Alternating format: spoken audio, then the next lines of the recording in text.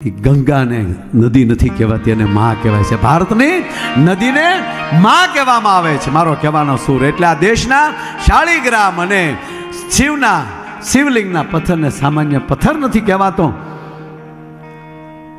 આ દેશની ગંગા નદીને સામાન્ય નદી નથી કહેવાતી.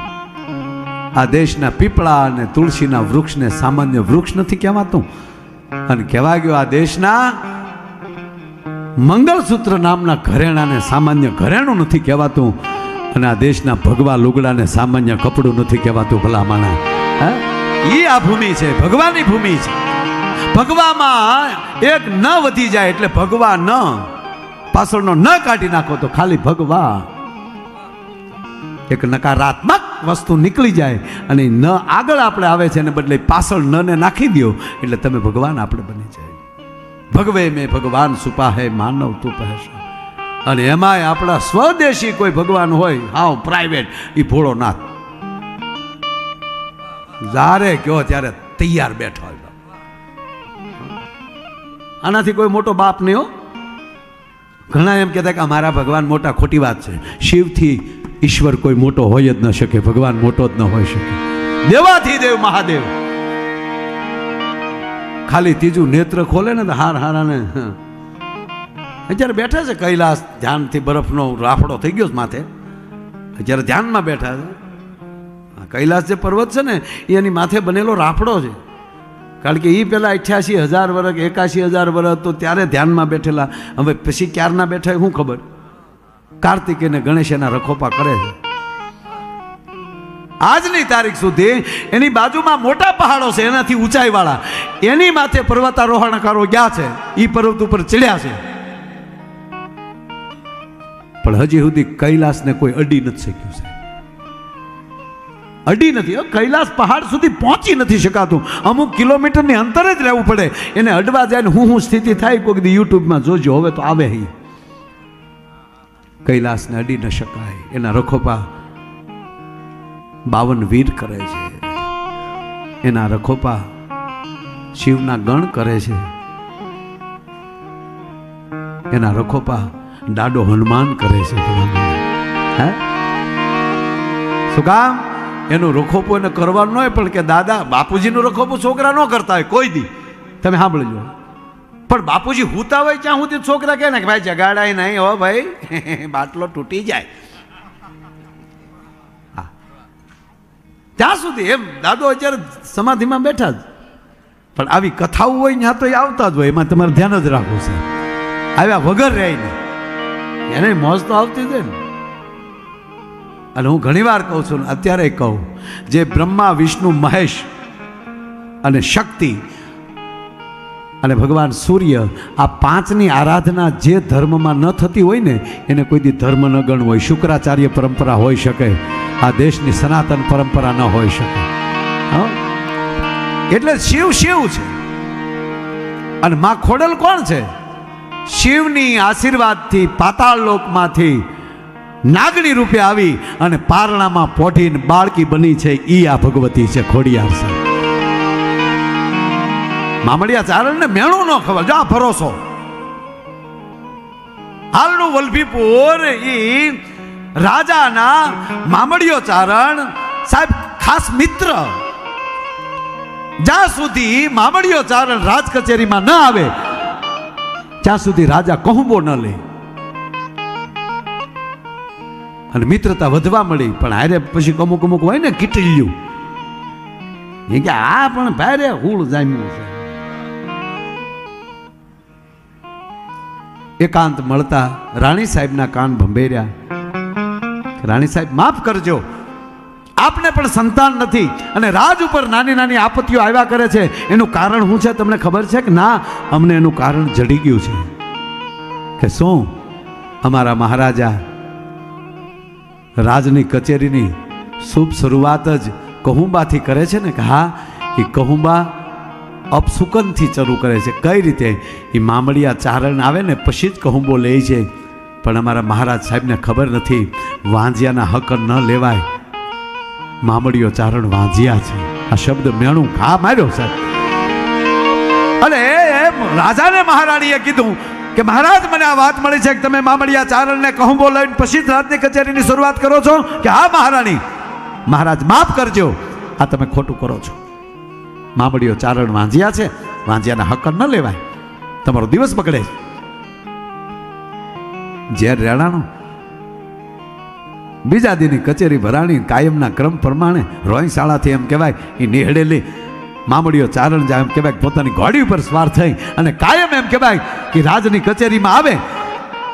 અને જેવી રાજની કચેરીમાં પ્રવેશ કર્યો, રાજા ઊભા થઈ અને મોઢું આવડું ફેરવીને ઊભા રહી ગયા કે ભણું બાપ કા મોં ફેરા. હે રાજા, મોઢું કા ફેરા?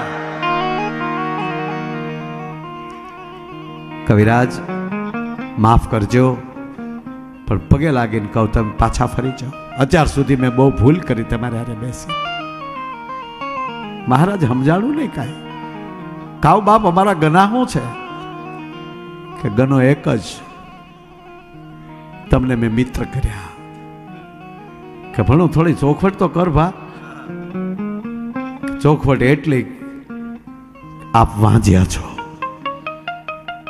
નીકળી જાઓ મારી કચેરીમાંથી. આપને જ્યાં સુધી સંતાન ન થાય ત્યાં સુધી મારી કચેરીમાં ન આવતા. અને પગથી માથે ને માથેથી રેમાડ ગઈ અને કહેવાય ઘોડીને પ્લાન માંડી અને સીધા રોયશાળા આવે છે. પોતાના ઓરડામાં તલવાર ટીગાતીથી લીધી. ચારણ જગદંબા આડા ફરી ગયા કે પણ શું થયું તમને? કાંઈ રાજ વાકું બોલ્યા? હા, મને વાંજ્યો કીધો અને હવે જ્યાં સુધી સંતાન વરદાન ન મળે ત્યાં સુધી હું શિવના મંદિરમાંથી બારો નહીં નીકળું.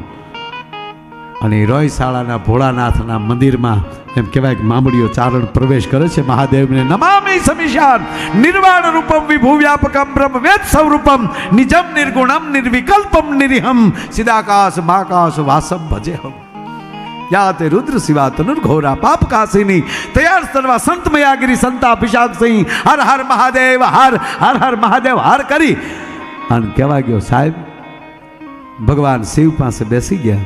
1 દી 2 દી અને કહેવાય ગયો 7 દી પૂરા થયા.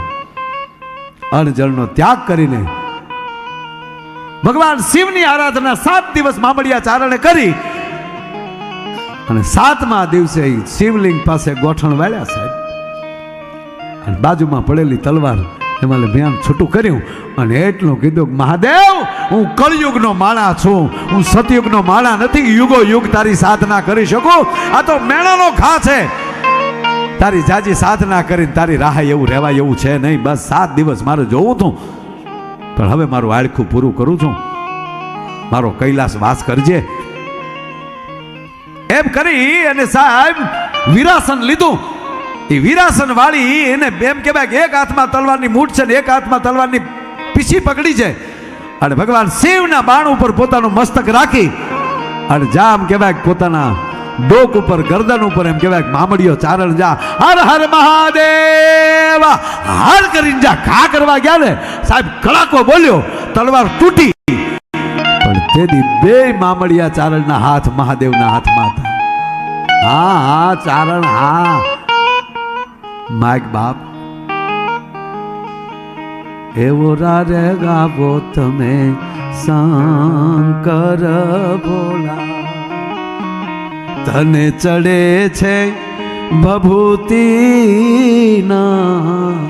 ગોળા. એવો રારે ગાવો તમે શંકર. હે મહાદેવ મારે શું માગવાનું હોય? આપ અંતર્યામી છો, જાણો છો.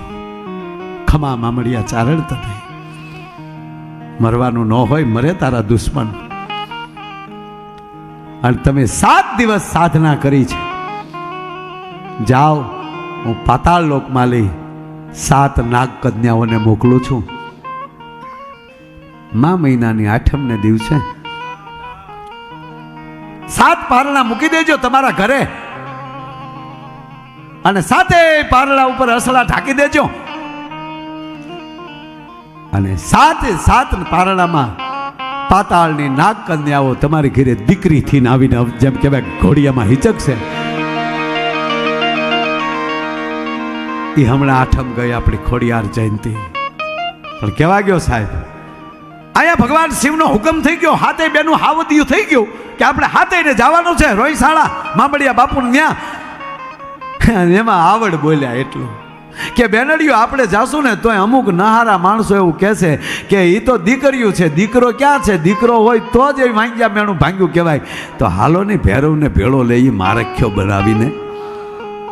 હા ને ભૈરવને બોલાયો છે કે ભાઈ તારે ભેગું આવવાનું છે, 2 દિવસની વાર છે. આવડ સપને ચડ્યા છે, મામડિયા ચારણ ઘસઘસાટ ઊંઘી રહ્યા છે. અને આ આવડ એમ કહેવાય કે સપને ચડ્યા, બાપુજી હે બાપુજી. ચારણ જાગી ગયો છે કે મને ભડકારા લાગે છે, 2 દીની તો વાર છે. ભડકારા નથી બાપુજી. પારણા લાવ્યા? હા કાલે લઈ આવી. તો 7 ન લાવતા 8 લાવજો. કે કેમ? હાથે બેનડીઓ તો મેં આવીએ છીએ પણ ભેગો ભાઈને લેતી આવીએ છીએ એટલે બાપુજી 8 પારણા લાવજો. બાપ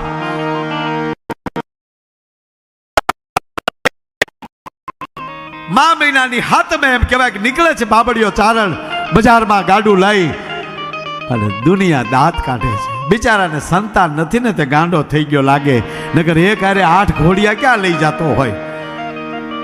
સાંભળતો આવે છે. પારણા બંધાણા નાગણીઓથી આવ્યું છે અને જા પારણામાં પ્રવેશ કર્યો ત્યાં તો ઘૂઘવાટા કરે હાથે બેનડીયું.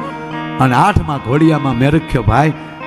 આ વાત કરવા બેસી તો સાહેબ 8 દી થાય આની આખી કથા થાય. પણ મને એક કથા એ ગમે છે. ગાવું ચારતો હતો મેરખ્યો, સર્પ કરડ્યો, હાથે બેનું દોડીને ગઈ. બેન આવડ છે, ખોળામાં ભાઈનું માથું લઈને બેઠી છે. અને ત્યારે આનું નામ ખોડિયાર નહોતું, જાનબાઈ નામ હતું, બધાથી નાની એ જાનબાઈ. અને માં આવડ કે જાનબાઈ પાતાળ લોક જાઓ, આપણા શેષ નારાયણ ભગવાન પાસેથી, આપણા વાસુકી પાસેથી અમૃતનો કૂપો લઈ આવો. અરે જોજે હો જાનબાઈ, દી આંચમાં પેલા આવી જાજે હો, નકર અઘટિત ઘટના બનશે. અને જાનબાઈ જાય છે પાતાળમાં, અમૃત કુંભ લઈને કળશ લઈને આવે છે. રસ્તામાં હાવજ ગાય વાહે થાય અને એની રખોપા કરવા ગયા. એમાં થોડુંક મોડું થયું અને સૂર્યનારાયણ રણાદેને ઓરડે જવાનો એમ કહેવાય કે દૂધના કટોરો પીવા જવાની તૈયારી થઈ ગયેલી. સૂર્ય ભગવાન અસ્ત થવાની તૈયારી. આવડની મરોડ બદલાનો અને એટલું કીધું કે એ ભાસ્કર, હે સૂર્યનારાયણ, એક ડગલું હવે આગળ વધતો તને આવડની આણ છે, કારણ કે મારી બેન પાતાળમાં ગઈ છે અને મારો ભાઈ મેરખિયા એ મારી રાહ બેઠો. આવડ તારી આડ લાજાળું લોપે નહીં. અને ભરે ને ડગલું ભાણ ઓલા કુંવર હજી નિહડામાં જાય ને, આયરના નિહડા છે. અને આવું બેનું દીકરીઓ કાંઈક શહેરમાં લેવા ગયું હોય અને વળતા આવવામાં મોડું થઈ જાય. અને આજની તારીખે હાજ અંધારું થઈ જાય ગીરમાં જાહું ક્યાં, અને આજની તારીખે એના ઓઢણાની ગાંઠ વાળી લે કે હે આવડ મારા રખોપા કરજે, જોજે સૂરજ હાથમે નહીં સાહેબ. આ ભરોસો એની દીકરીઓ ટાઈમે પોગે છે, આજની તારીખે પોગે છે આ ભરોસો. અમારે ભગુડા તો ત્યારે નાનું એવું ખાલી ઢાળિયું હતું અને ઘરે કોઈ હોય નહીં, બાળક નાનું હોય અને વાડીએ ભારો લેવા જવા વગર છૂટક્યો ન હોય. અને સાહેબ ઘોડિયા મોગલને ઓસરીમાં મૂકી જતા છોકરાને હોતા. અને જ્યાં સુધી વાડીનું કામ પતાવી ભારા લઈને પાછા ન આવે ને ત્યાં સુધી આદુળભાઈ ઘોડિયું બેન નહોતું થતું છે. અને એમાંય ઘોડિયામાં હિચકનારા જીવે છે, જાજો સમય નથી થયો. એમાં જે હિચકનારા હતા એ જીવે છે હજી. આ ભરોસો ભગવાન સૂર્યને રોક્યા છે. પણ જાનબાઈ થોડાક ઉતાવળા આવ્યા, રસ્તામાં એમ કહેવાય કે ઠોકર લાગી પગમાં, પગ લથડાનો એટલે લંગડાતા પગે, થોડા પગે માં હાલી આવે, માં આવડ ખીચાઈ ગયા. ખોડા પગે આવતા હતા એટલે જાનબાઈ શબ્દ ન બોલ્યો, એ ખોડી ક્યાં હું ક્યાં રોકાણી થી? મારે સૂર્યને બ્રહ્માંડને રોકવું પડ્યું, પૃથ્વીની ધરીને રોકવી પડી. તને કીધું તું સૂર્ય અસ્ત થયા પહેલા છે. ખોડી ક્યાં ગઈ હતી? આ પણ બેન લો પેલા તો ભાઈને તો હજીવન કરો. એ અમૃત પાયું, ભાઈ બેઠો થયો અને પછી ખોડિયા રિહાણા.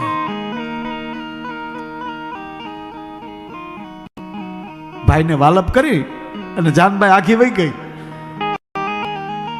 આવડ, જોગળ, તોગળ, હીરબાઈ, લાસાઈ, સાચાઈ, આ બેનડીયું. જાનબાઈ નથી બોલવું મારે તમારે આરે, તમે છે મારથી મોટી અને બધું મને એક એક કામ સીધો. અને એ ભાઈ મારે મને તકલીફ પડે તોય પાછું મોટી બેન ખીજાય, મારે નથી બોલવું તમારી હારે.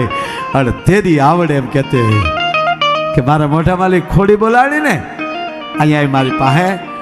આજથી દુનિયા, આજથી જગત તને આ ખોડિયાર તરીકે દુનિયા પૂછશે. જા અને હા પણ ખોડિયાર માનતા તારી કરશે